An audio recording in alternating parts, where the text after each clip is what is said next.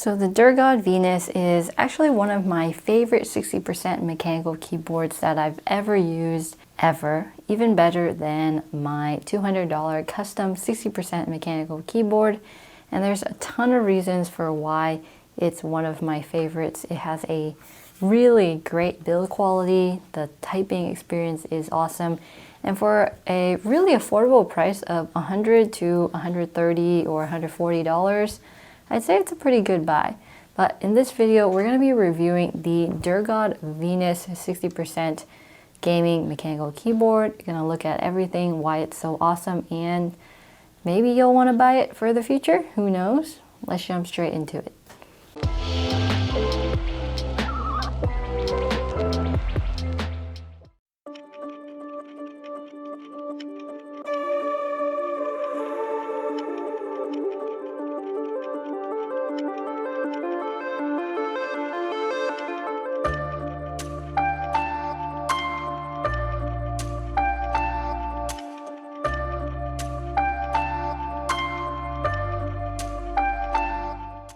Hey guys, this is Betty from Switch and Click, and today we'll be reviewing the Durgod Venus in white with Gateron red switches, but we'll jump into what's in the box right now. But before we get on with the review, I'm just gonna say I don't feel my best, and I'm probably gonna be taking a ton of water breaks, but of course you guys won't be seeing any of that because it'll all be cut out.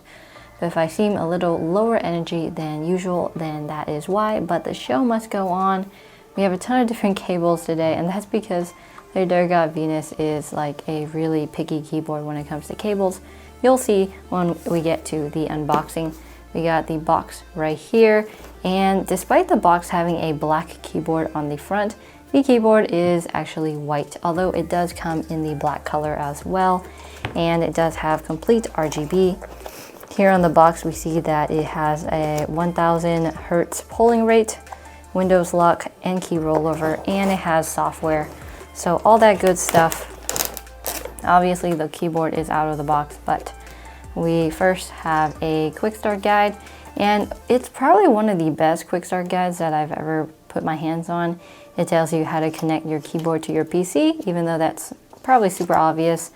It is a 60%, so there are secondary media keys. There's also, well, the media keys are tertiary. There's secondary function row, things like that, what all the indicators mean, everything. So the manual is really helpful for configuring RGB and things like that, as well as where to download the software. It does come with a dedicated dust cover. And inside the manual, they do recommend that you put the dust cover on when the keyboard is not in use, and it's a good dust cover. It pretty much covers the entire perimeter here and doesn't let dust go under the switches at all. So really good there. And it doesn't even mess with the USB-C port here. So you can put it on at night. I have not, but it's a very snug fit. Here we also have a Durgod sticker, which I'm not using, but it also comes with a Durgod branded Velcro cable tie, which is convenient once you figure out which cable you'll be using. So inside here we have two cables, and we'll do this first. So we have a wire keycap puller. It is white and branded Durgod. I quite like it. It's a wire keycap puller. It doesn't damage your keycaps at all. We have a USB-A to USB-C cable in all white and rubber. And then we also have a USB-C to USB-C cable here. So if you're attaching it to a Mac or a MacBook or something that uses USB-C, then this can let you use that. But after you pick your cable, then you can use your cable tie on the cable if you're choosing. And these cables are pretty much the only cables that will fit into this recessed power port. So it's quite buried in there. I've tried very many cables, which is why we have this assortment here on the table. Of course, the Durgod one fits into there perfectly with even some wiggle room. So it's pretty thin. I'll try some of the other cables we have here. We have the TEZ cables, which are TEZ coiled aviator cables here, and these are a budget USB-C cable, but the plastic surrounding here is too big and it just doesn't fit. This blue one's a TES cable. Here we have a Vivify blue light cable. So when you plug that in, it'll glow blue, but again, it's just too fat. It doesn't fit. This one is a special one and is really well made. This is a custom USB-C coil cable from Click. And they made this specially for me. I ordered all white plus the black connector, so it's really nice. They did send me a short connector, so I actually can't use it right now, but they're gonna send me the long connector soon, and then you'll see that on my desk probably full time. But this one actually fits in here and also has some wiggle room, so the cables with the heat shrink fit in here, but the cables with the plastic connectors, they're a little bit too large. And then we have 3 of these Asceni coiled mechanical keyboard cables. I got these sent to me recently, and I've been using the blue one, but we'll unbox the black one here. So the cable itself is fairly small, but what we're really curious about is, will it fit? So this one's very similar to the TES cables. It is a little bit too fat and it doesn't quite fit in there, so that's unfortunate. And then of course the one on my desk, the Kraken keyboards cable, that one does fit because it is heat shrunk. It's one of the longest what's in the boxes you've ever seen, basically. Few cables will fit into this port. You have to get a very special, usually the custom ones that you order from like Space Cables, Custom Cables, other cable makers like that, they'll usually heat shrink the ends and that will allow it to fit. So those are very nice. They're also much pricier. If you're interested in a thought cable, I'll have them linked down below. They do fit this board.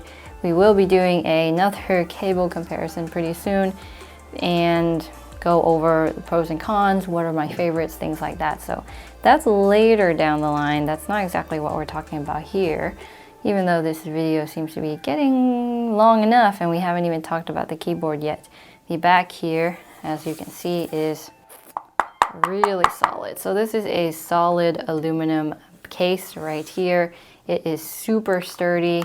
Even if you drop it, nothing is gonna happen. This thing is built like a brick and it feels great. So it is solid aluminum. Downside here is that there's no adjustable kickstands at all.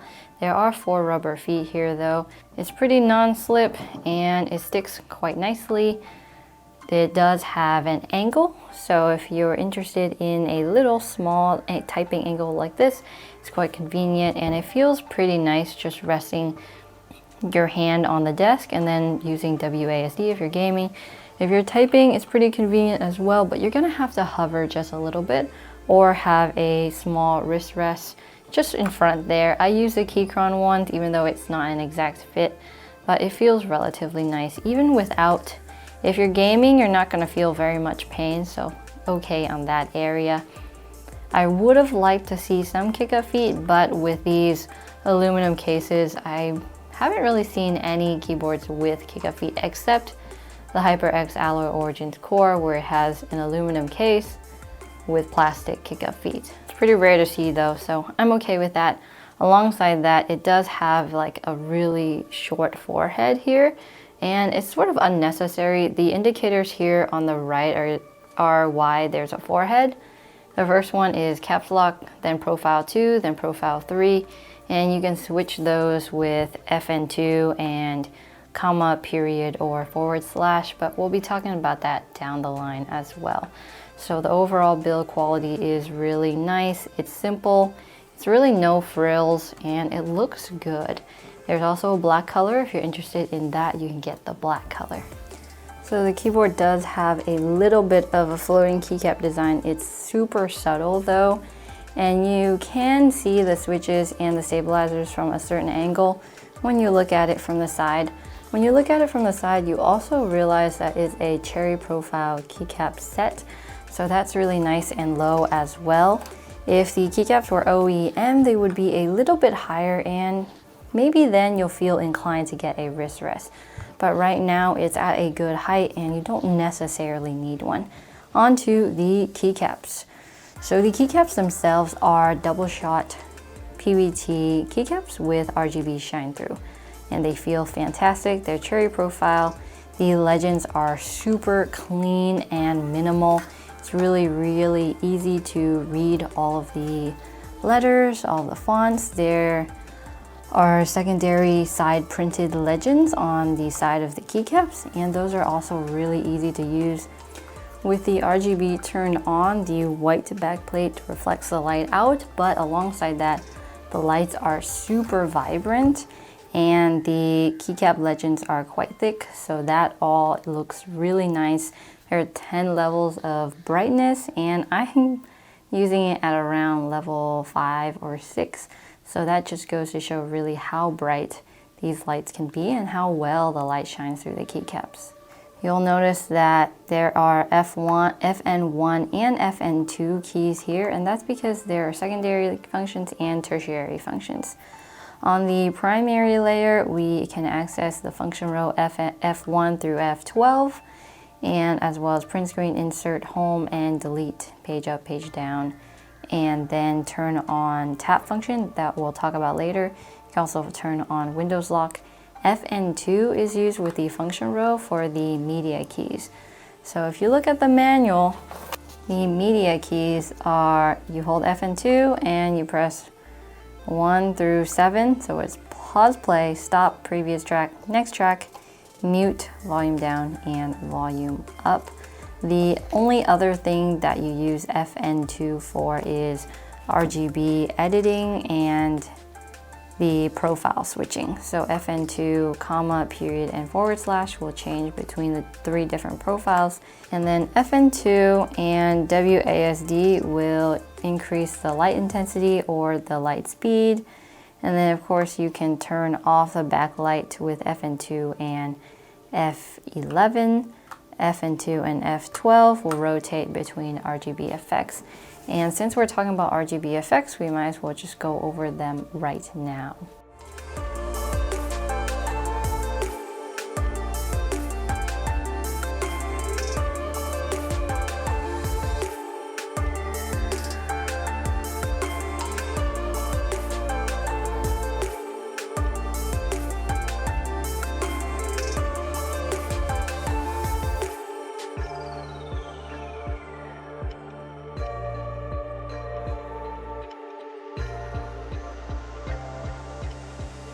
Alongside the RGB effects of what's already on the board, you can download the Zeus Hera controller software, and then there's a custom layer or a custom preset on there that you can edit, and you can set it to that if you want.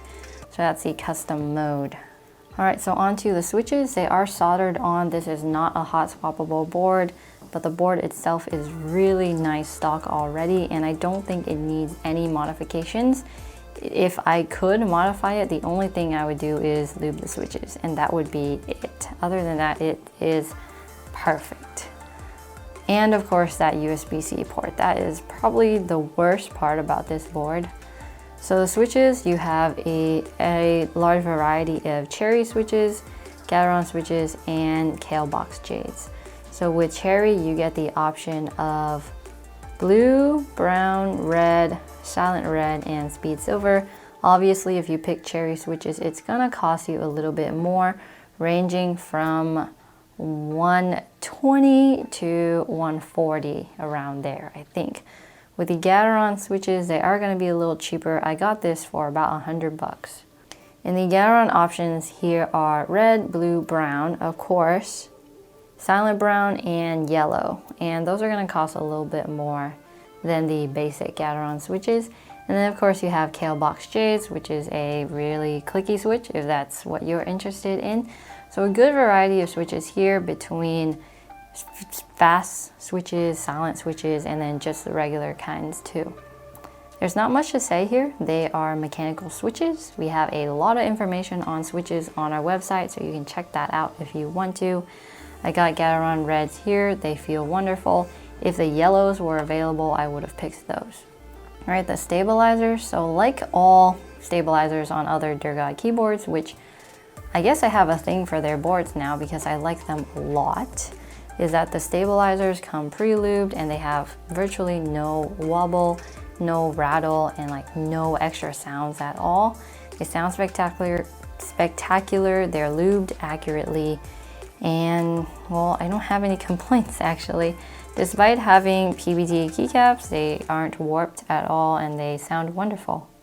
But if you do want to look at them, they are cherry style and plate mounted stabilizers. There's really nothing too impressive about these. Alright, as you can see here, they are lubed very adequately. The wire has a bunch of lube on them and they move up and down really well. They're black. There's not much to say. The back plate here is sort of a silver color and it is made of metal, so it adds to the sturdiness of the board. On to the tap arrow function, which is probably one of my favorite things about this board. So if any of you are familiar with the Ambro 2, which I'm sure you are, the Ambro 2 allows you to press the keys on the bottom right to use them as arrow keys. And if you hold them down, then you get the default functions. It's the same thing in the Durgod Venus. To turn it on, you're gonna press FN1 and caps. So that will turn on the tap arrow function, and after that, the shift is the up arrow, FN1 is left, FN2 is down, and control is right. So if you tap it a few times, it will act as arrow keys. However, if you hold them down, then they act as their default function. Now, some of the problems that I've encountered with this is with the shift button. When you're typing pretty quickly, you only press shift for a fraction of a second. And that's not exactly enough time for the keyboard to say, oh, she's wanting to press shift right now. Most of the time, it doesn't activate shift for me, and it'll do the arrow thing instead, which I don't find very convenient. So what I've been doing instead is just using the left shift exclusively, avoiding the right shift and modifiers unless I absolutely feel the need to use them, and then I'll hold them a little bit extra from what I usually do. So those are the arrow keys, which is really nice when I'm typing, working on videos, things like that. But using the left shift, I can avoid all the problems that I have with that. So it makes the keyboard pretty similar to a 65% with the arrows here. And then of course you have the FN1 key at the bottom right. So you can hold that with your thumb and then access any of the nav clusters with just one hand, which is really nice because I really hate it when you have to have two hands to do certain functions. That just doesn't make a lot of sense. So it's really good. Windows lock is FN1 and Windows, so there you go. It is compatible with Windows and Mac. However, it doesn't come with Mac specific keys or a Mac specific function row. You're gonna have to remap a few keys around to get that to work on your Mac. All right, so I know last week we reviewed the RK61, and the Durgod Venus looks surprisingly similar to that. Between the two, which one would I pick? So there are some pretty major differences here, major upgrades such as the aluminum case and the variety of switches that you can pick from, and the cherry profile PBT double shot keycaps. So that's the primary differences between this and the RK61, but this one doesn't have Bluetooth. So if you're looking for a keyboard that's gonna last you a little bit longer, have a better build quality, have that switch that you really want, then I would probably go with the Durgod Venus. It is absolutely solid, not gonna have to replace the keycaps or replace anything except get a nicer cable if you want one.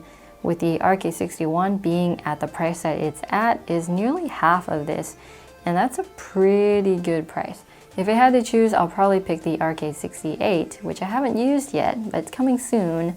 I'm gonna assume that it's very similar to the RK61, but with an extra row of keys, because that's what I'm interested in. They both have ways to access the arrow keys in a more convenient fashion. Depending on your budget, they're both really good picks. But the RK61 is looking really good right now. It's comparable to a keyboard that's almost double its price, and it's probably my favorite budget 60% board.